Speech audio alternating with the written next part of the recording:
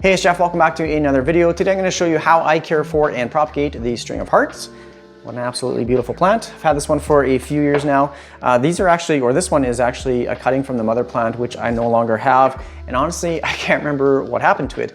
I know when I first bought it, it came in like a 4 or 6 inch pot. It was super full, super luscious.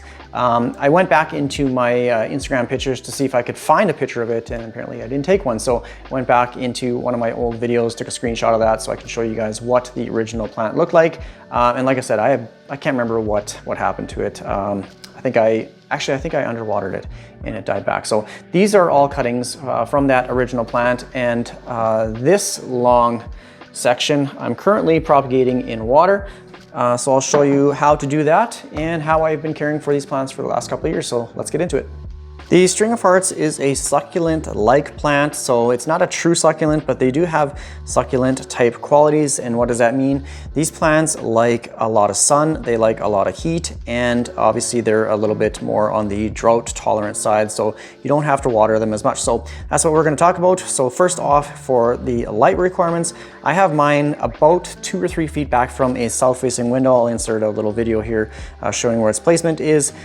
It does get probably about 2 to 3 hours of direct sunlight throughout the day. It's not enough to scorch the leaves, but if you have them in full sun, like near a south-facing window, just make sure you pull it back a couple feet, just so it's not getting that intense light kind of throughout the day. If you do give it too much sunlight, you're probably going to get some leaf burn on it. And if you're not giving it enough, then it might get a little bit stretched out, or it might start to lose its leaves and just look unhealthy. Placing them near like an east or west facing window, and even pull back a little bit from that south facing window, like I said, that should be a pretty good spot for them. And they obviously are a trailing plant, so if you hang them up, say like on a curtain rod or like in a window or something like that, or have them cascading down a shelf, like all these trailing plants, it looks super cool when they start to get really long. And these are actually really fast growing plants, at least for me anyways, when you give them the right conditions.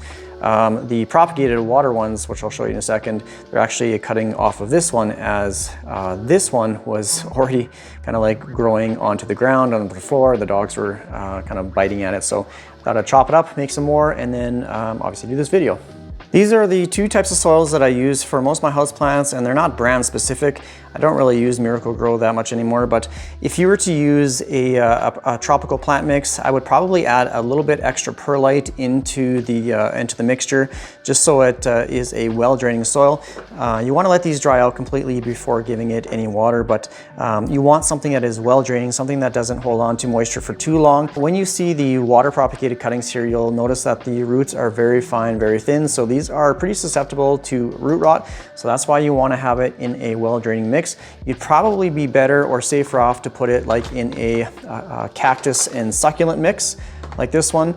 I think these types of soils have a little bit more like sand content in them, as well as perlite, and so that just allows for that fast draining formula. It's a fast draining soil mix. So I'm going to give it some water here, as it's pretty dry. You can sometimes tell if it needs water by the leaves as well. They might look a little bit wrinkled or shriveled in combination with the dry soil, but I typically don't let it get to that point. So if I know it's been dry for a little while and the soil is dry and the pot's quite light, then I'll give it some water. You can see I also use terracotta. Terracotta is really good at absorbing soil moisture lower in the pot, as it's quite porous, and basically that moisture just evaporates out. I guess watering kind of depends on the type of soil that you use. So like I said, I only use like that tropical plant mix or a cactus and succulent soil. So I will soak this completely. I'll let it come out the bottom of the drain hole. But if you have it just like in a regular potting mix, I would probably not use as much water, and the frequency of watering would be much less. Those regular potting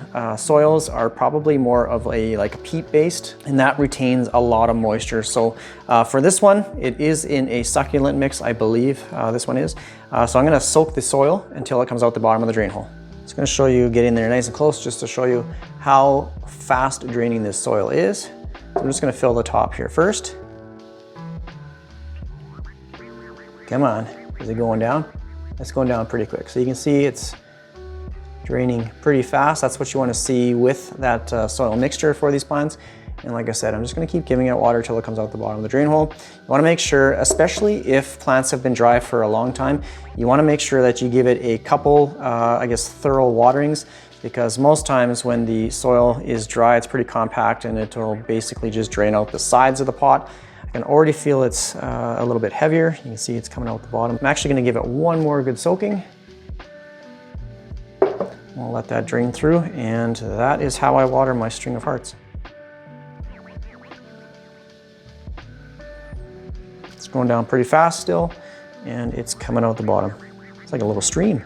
You can see all the new little leaves on the ends of the stems here. They're pretty cute, just tiny little things. So if this plant is still actively growing, which it does for most of the year for me, this thing just constantly grows, I will fertilize as well. So this is the fertilizer that I use for most of my houseplants. It's Dynagrow Foliage Pro. So what I do is I just follow the directions on the back of the container. It is a liquid fertilizer. I just add it to my watering can, and I will water and fertilize only when the plant is dry. You should do that with like most of your houseplants. You know, you shouldn't water first and then like a couple days later give fertilizer. I do both at the same time. So if the plant is dry, it needs a good thorough watering, then you can add some fertilizer into your watering can. If you have larger plants, basically what I do is I will water with just straight water first, kind of soak that soil or pre-soak it, then add some fertilizer in, and that way you're not using like as much fertilizer, if that makes sense. For the smaller ones, I will just put the fertilizer in the watering can, just water as per normal. Just wanted to quickly show what type of humidity I have it in, and it's only 32% right now. It's 22 degrees inside, so just regular house humidity is fine. It gets pretty dry here in the Canadian prairies, so it doesn't need anything special, and it still continues to grow. Oh, we bumped up to 33. What is happening? Before I jump into talking about propagation, haven't really had any issues with this plant. I haven't noticed any bugs or anything like that, but if I were to guess which type of bugs would affect this plant, I would probably say thrips or even mealybugs. Mealybugs love succulents, so I can see them enjoying this plant a lot. But the only thing that I've been really kind of not frustrated with, but it is frustrating, is it gets so tangled up. Like, it's a nightmare to untangle these and get them into their like single strands. Otherwise they kind of grow like this. They just started growing into like this clump, and there's no way I can get that untangled without cutting these stems. Like, you can see they're all twisted, and so that's the only frustrating thing I find with this plant, is just them getting tangled up. They get tangled up in other plants. I had to untangle the water prop ones with this, so it's a nightmare. So there is a couple ways that you can propagate this plant. You can propagate it straight in water, or you can actually propagate it in soil. I did a video probably about a year ago, maybe more, comparing the two, I guess, water and soil. I would only recommend water, as the soil propagated cuttings did not do well for me. They actually dried up and died back pretty fast.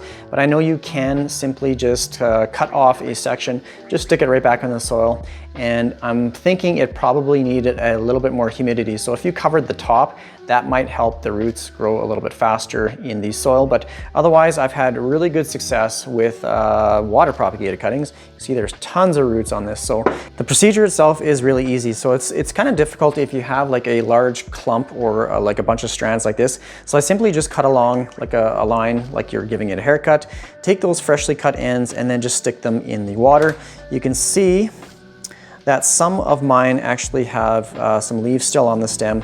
Some people might tell you to take them off, or like to cut all the leaves off just so they don't rot in the water. But basically what I do is I will change the water weekly, and when I change the water, I will actually run all these roots underneath the faucet, and the little leaves on the stem will eventually just kind of rot off. They won't rot, but they'll get a little bit mushy, and basically when you run them under the water, they'll just fall off. So that's basically what I've done.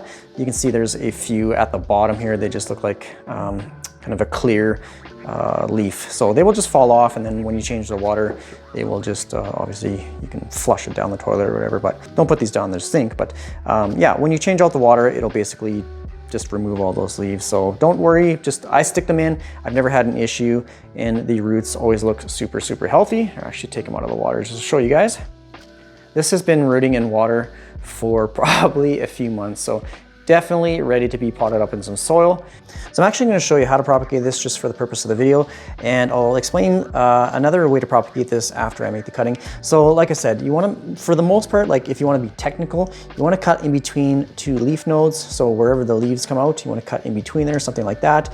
You can stick this in water or soil. It will start to grow roots from these little node areas. But like I said, when you have a big clump like this, I simply just, it's nothing crazy. Just hack it up, just cut right through it. Doesn't have to be anything pretty. Apparently I need some new pruning shears, just something like that. So you have a nice clean cut.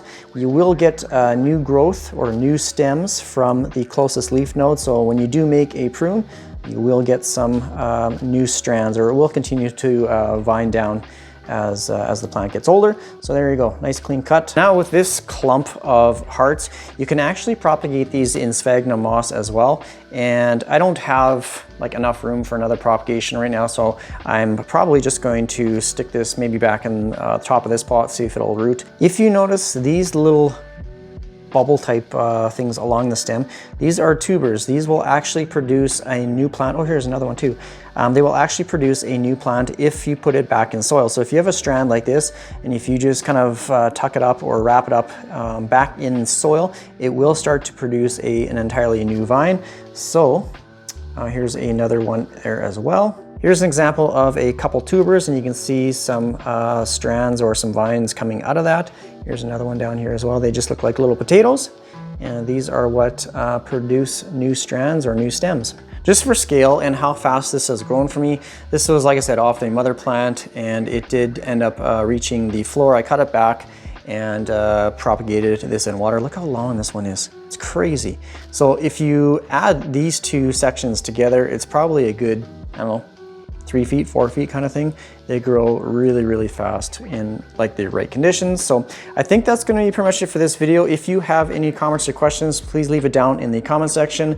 I appreciate the support. Thanks for watching all my videos. Take care, everyone. Bye. Just as a little bonus experiment, I did cut up some single leaf cuttings, and I'm just going to be placing them just on top of the soil just to see if they can root and grow into a new stem, making this a more fuller pot. And now I also added a little tuber here as well, so I'm just going to press that slightly below the soil. And yeah, hopefully these will start to grow some roots and eventually some new vines. So I'm just going to lay these along the top, just like so. Pushing them down a little bit into the soil. So I'll be providing some updates with this. Hopefully it isn't just a huge failure, but hopefully I actually do have some pretty decent results to show you guys in the future. So that's gonna be it.